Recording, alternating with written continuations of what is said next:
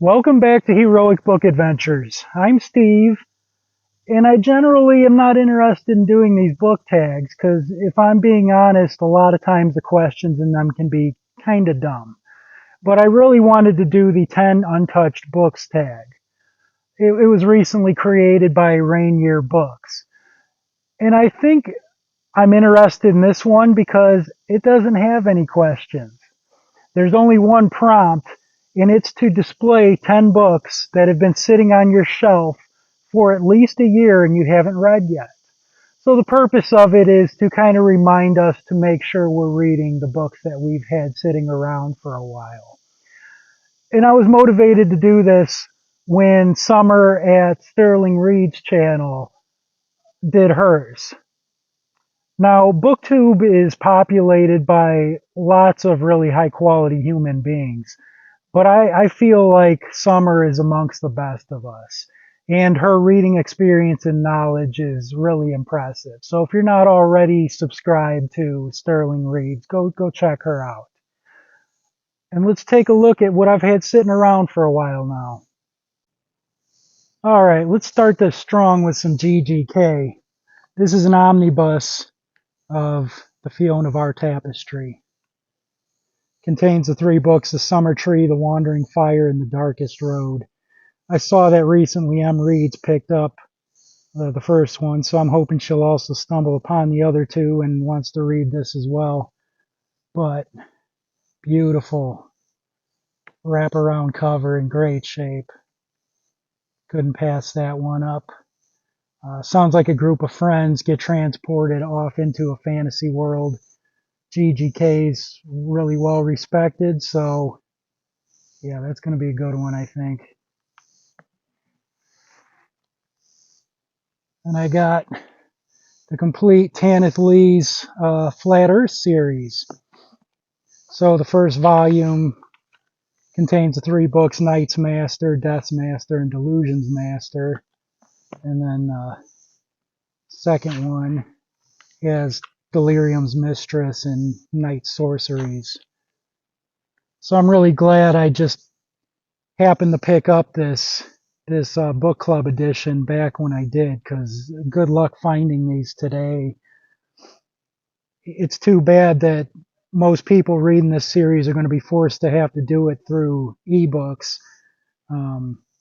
Unless all of us can kind of get Tanith trending again.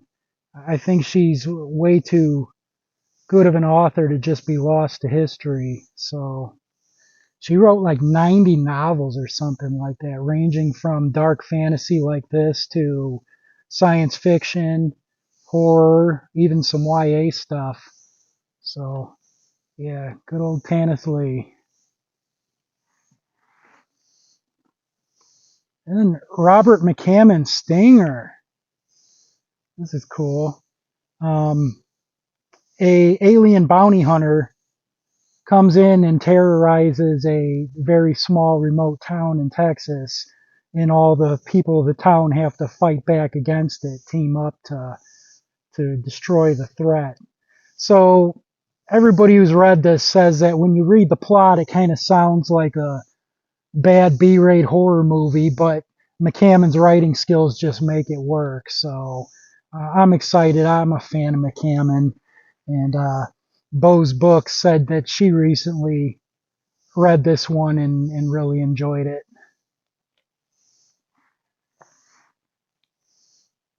Then there's Jack Vance's Lioness Trilogy. He's known mainly for his pulpy science fiction stories, but this is his 80s fantasy. So all these have beautiful wraparound covers. Riding a war kitty.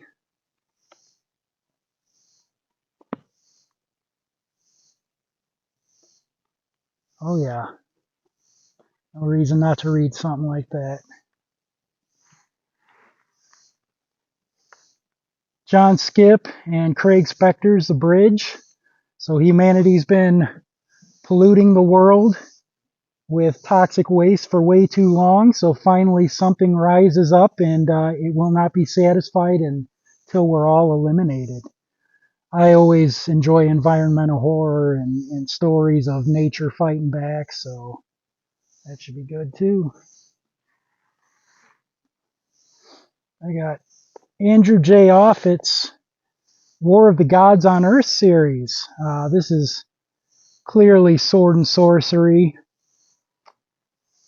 Everybody's got to wear loincloths kind of dress code. I think that's my favorite cover there. Growing up, my fantasy crushes were always the sorceress types, so always looking forward to some sword and sorcery.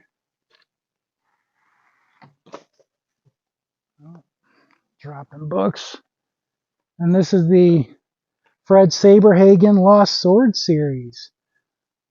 So these each have, each of the swords has its own story. So like this one, we got Wound Healer, Sight Blinder, third one, Far Slayer, Coin Spinner, Mind Sword, Wayfinder, and Shield Breaker. I remember I happened to be at a store where they had like 7 out of the 8 volumes, so I just came home and all I had to do was order the 8th missing one to get the full series.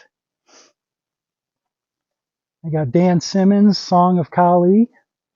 An American journalist goes on assignment in Calcutta and crosses paths with a cult that still worships the ancient goddess of destruction, Kali.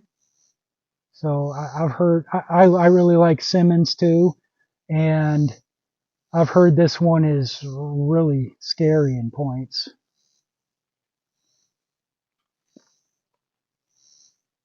I got the Mythago Wood series.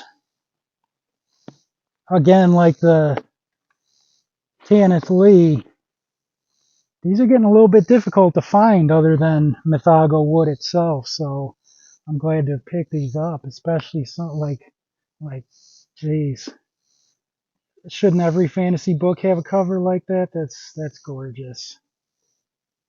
So the Mythago Wood cycle, from what I understand, is one of the most unique fantasies out there. So it's one I've been wanting to get to for a long time. Set in the woods, obviously, a magical enchanted forest. That appeals to me for obvious reasons.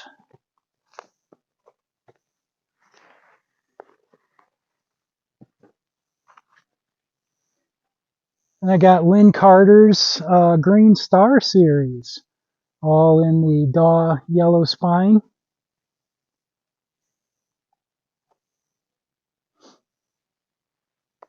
This looks to be Sword and Planet, Planetary Romance. That's a Michael Whalen cover. But yeah, I always like stuff like that in the mold of Edgar Rice Burroughs.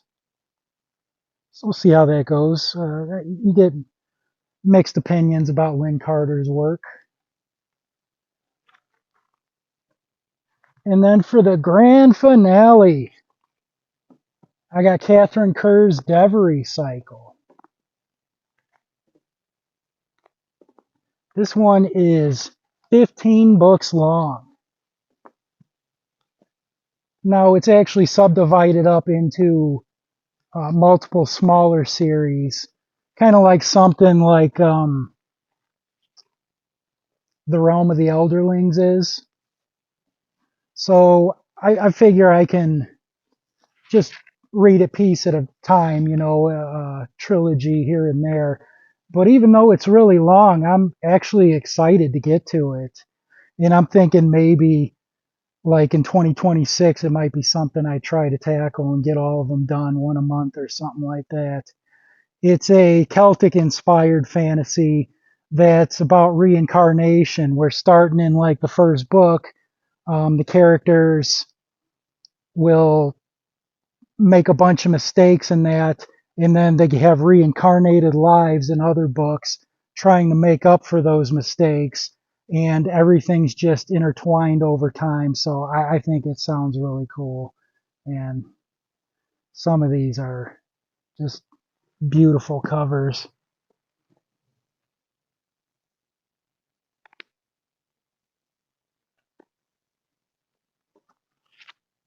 The color scheme of this pink one really pops for me. Yeah, I love that this is supposed to be 10 books, and here I pull out like 50 of them. But that's how we roll on this channel. And if I tag you in this one and you don't feel comfortable doing it, don't feel obligated to. I mainly just want to use this as an opportunity to shout out 10 other newer small channels that I really like and I think deserve a little more recognition. So if you're watching this and you would like to do this tag, consider yourself tagged. I know a lot of you veterans that I converse with always enjoy show and tell time, so throw them on us. But the ones I wanted to mention are Madeline Reads. Nobody's more passionate about what they're reading than Maddie is. Kelly from Coffee Cups and Books. Emily from M Reads. Paige and Carson from Sunny Sheets. I'm sure between the two of you can think of something cool for this. Bo's Books. Castle. I'm proud to be one of the wonderful weirdos watching. Anna from Mom Reads Books. Michael on BookTube. Lisa Littlehall. Lisa has a donkey. That automatically makes her cooler than all the rest of us could ever hope to be. Angelina from Books Do Things to Me, and Maeve Ever Reading. So make sure you're supporting the wonderful people of BookTube however you can. And I will see you Untouched Heroes once we've caught up on our TBRs.